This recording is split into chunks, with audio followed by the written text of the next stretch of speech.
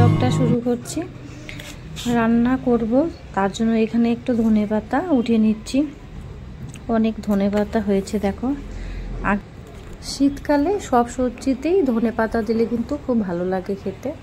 তো আজকে ঘরে ধনেপাতা নেই, তার জন্য কিন্তু আমি টব থেকে উঠিয়ে নিচ্ছি। অনেক সময় এমন হয়, সব সময় তো ঘরে বাজার থাকে না, তো কখনো কখনো কিন্তু এরকম টুকটাক লাগালে সেটা কিন্তু কাজে লেগে যায়। এখানে দুদিনের ব্লগ আছে, একটু একটু করে ভিডিও করেছিলাম। প্রতিদিন ভিডিও করি না, তো তার জন্য একটু একটু করে ভিডিও করেছি। আজ সারাদিন কি করি না করি পুরোটাই তোমাদের সাথে শেয়ার করব। এ দেখো, একটুখানি ধনেপাতা দেখালাম হাতের মধ্যে তোমাদের। এতটুকু দিয়ে কাজ চালিয়ে নেব, পরে হয়তো বাজার থেকে নিয়ে আসবে। তো রোদ উঠেছে দেখো, বাইরেটা বেশ ভালো লাগছে। শীতের দিনে রোদ তাপাতে বেশ আরাম লাগে। ওই দেখো, সিঁড়িতে বসে আছে একজন, তার বাচ্চা নিয়ে রোদের মধ্যে কিন্তু বসে আছে। আমারও কাজ হয়ে গেলে আমি ওখানে বসে থাকতাম, গল্প করতাম। তো আমাদের রান্নাবান্না এখনও হয়নি, আর ওদের কিন্তু রান্নাবান্না সব কমপ্লিট হয়ে গেছে, তাই রোদ তাপাচ্ছিল। আর এখানে দেখো, ছোট মাছ ছিল, কালকে এনেছে রাত্রিবেলায়, তো রাতে আর কাটা হয়নি। তো বোরালি মাছ দেখো, এগুলো তো আঁশ নেই, শুধু পেটটা গাললেই হয়ে যাবে। তার জন্য আমি ফ্রিজ থেকে বের করে রেখেছিলাম অনেকক্ষণ আগেই, কিন্তু দেখো মানে আইস ছিল বলে আমি জলে ধুয়ে নিলাম। এখন তাড়াতাড়ি করে কেটে নেব, তারপর কিন্তু ছোট মাছের ঝোল রান্না করব। ছোট মাছের ঝোল খেতে কিন্তু আমি খুবই ভালোবাসি। আমাদের ঘরে সবাই ভালোবাসে, খালি আমার ছেলেই খেতে চায় না ছোট মাছ, বড় মাছটাই বেশি পছন্দ করে। দেখো একদম পরিষ্কার, বেশি ঝামেলাই হবে না কাটতে। তো একটুখানি, তো শুধু আজকের জন্যই হবে এটা। এরকম অল্প অল্প মাছ আনাই ভালো, যেদিন আনবে সেদিন খাওয়াটাই ভালো। রেখে রেখে খেতে কিন্তু আমার একদমই ভালো লাগে না, আমি পছন্দও করি না। তো চলো, সারাদিন টুকটাক যেগুলো কাজ আছে সেগুলোই তোমাদের সাথে শেয়ার করছি।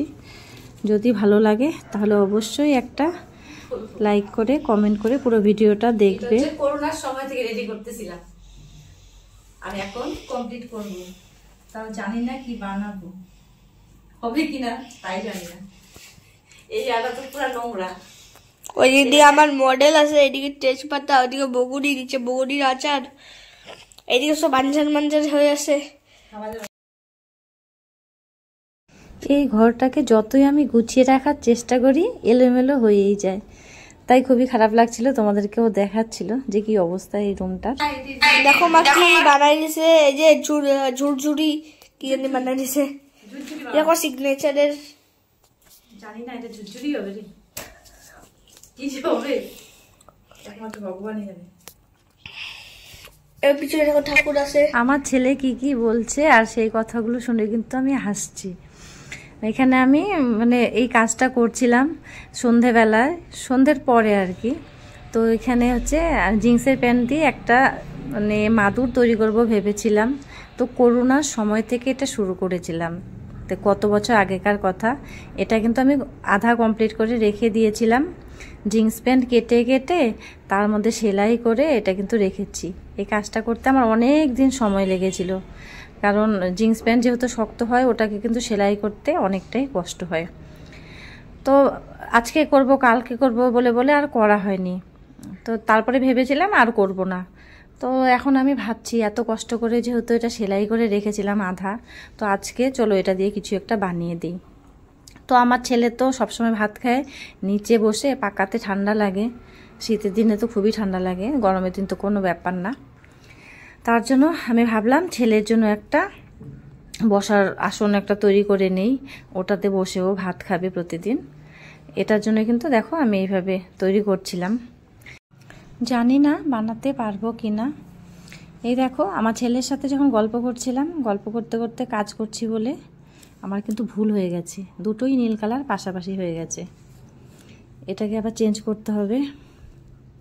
তো এতদিন আমি এই কষ্টটা যেহেতু করেছিলাম এটা সেলাই করার জন্য, তাই কিন্তু এই কষ্টটা আমি বৃথা করব না, তাই এটা বানাচ্ছি। পুরোটা বানানোর পরে তোমাদেরকে অবশ্যই আমি দেখাবো যে কেমন হয়েছে আমার হাতের তৈরি এই জিনিসটা। আমার টুকিটাকি কাজ করতে ভালোই লাগে, সন্ধ্যের পরে, কারণ সন্ধ্যের পরে না আমার সময়টা কাটে না। ছেলেকে একটু পড়াতে বসাই, ছেলে যদি না পড়তে চায় তাহলে কিন্তু মানে বসে বসে আর ভালো লাগে না, তখন আমি এসব কাজ করি। বিছানার ওপরে কিন্তু আমার ছেলে যে মডেলটা বানিয়েছিল সবাই মিলে, আমার ছেলে শুধু নয় অনেকেই, তো সবাই মিলে যে বানিয়েছিল বন্ধুরা, তো ওটা কিন্তু ও বিছানায় রেখে দিয়েছে এনে। এই দেখো এতটুকু আমি কমপ্লিট করলাম। আর এখন এটাতে একটু সাইডে কাপড় লাগালে ভালো লাগবে বলে কিন্তু আমি দেখো কুচি কুচি ডিজাইন করে সাইডে কাপড় লাগিয়ে দিয়েছি। এটা অন্য একদিন করেছিলাম, নাইটি দেখেই বুঝতে পারছো। যাই হোক, এই জিনিসটা কিন্তু আমি অনেকটাই কষ্ট করে বানিয়েছি আমার ছেলের জন্য। ইচ্ছে করলে আসন কিনতেও পারতাম, তখন নিজের হাতে তৈরি জিনিসের ব্যাপারটাই কিন্তু আলাদা। বন্ধুরা, এই আসনটা তোমাদের কেমন লেগেছে অবশ্যই কিন্তু কমেন্ট করে জানাবে আমাকে, তাহলে আমারও ভালো লাগবে। ভালো খারাপ যেটাই হোক সেটাই কিন্তু বলবে, সত্য কথাটাই। ছেলেকে দেখাচ্ছিলাম আর বলছিলাম তাহলে আমি এটা বানাতে পারলাম। অনেক দিন আগেকার জিনিস আজকে শেষ করলাম। আসলে অলসতার কারণে কিন্তু এটা তৈরি করা হয়নি, তাই এতদিন পড়েছিল। সত্যি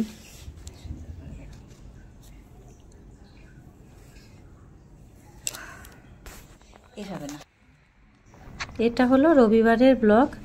আমার ছেলে কিন্তু আজকে সকাল থেকেই খুব ব্যস্ত ছিল। সকালে টিউশন ছিল 7:30টায়, তারপর বাড়িতে এসেছে, আসার পরে কিন্তু 9:30টায় গেল ড্রয়িং ক্লাসে। ওখান থেকে আসলো, আসার পর একটু রেস্ট করে খাওয়া দাওয়া করে তারপর কিন্তু দুপুর 1টার সময় ওর বন্ধুদের সাথে এখানে খেলতে এসেছে। জায়গাটা এতটাই সুন্দর যে তোমাদেরকে ভিডিও না করে দেখালে আমার ভালোই লাগতো না, তাই ভিডিও করে নিলাম। তো দুপুর 1টার সময় এসেছে, আর আমি কিন্তু এখন 4টার পরে ভিডিও করে তোমাদেরকে দেখাচ্ছি যে 4টা পার হয়ে গেছে, তবুও কিন্তু আমার ছেলে এখনও বাড়িতে যায়নি, স্নান করেনি, খাওয়া দাওয়া করেনি। আমিও কিন্তু এখনও খাবার খাইনি, তাই খুব রেগে রেগে আসছিলাম বাড়ির থেকে। কিন্তু এই জায়গাটা দেখে কিন্তু অনেকটাই মনটা আমার ভালো হয়ে গেল, তার জন্য কিন্তু একটু ভিডিও করে নিয়েছি। 4টা পার হয়ে গেছে, তার জন্য কিন্তু আমার খুবই টেনশন হচ্ছিল এখনও কেন আসছে না।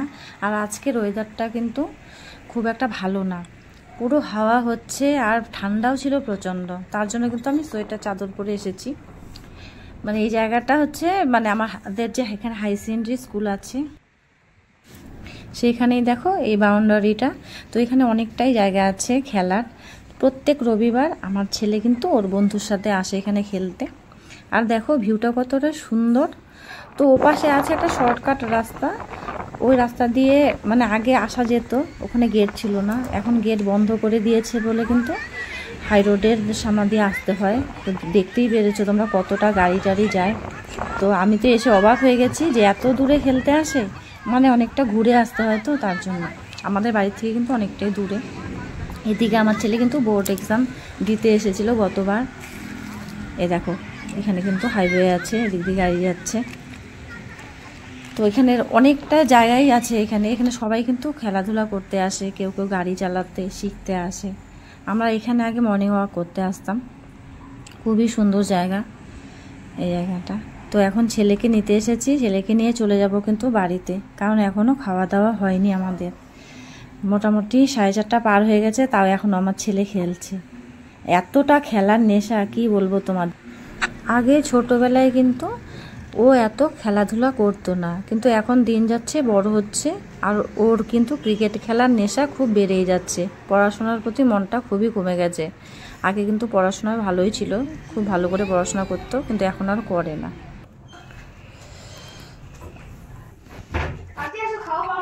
হ্যাঁ বসবো খাইতে। এখন কিন্তু 5টা বেজে গেছে, এখন আমরা খাওয়া দাওয়া করব। তো আমার ছেলেই আমাকে খেতে দিল, দেখো আজকে নতুন আসনে বসে খাবে ও।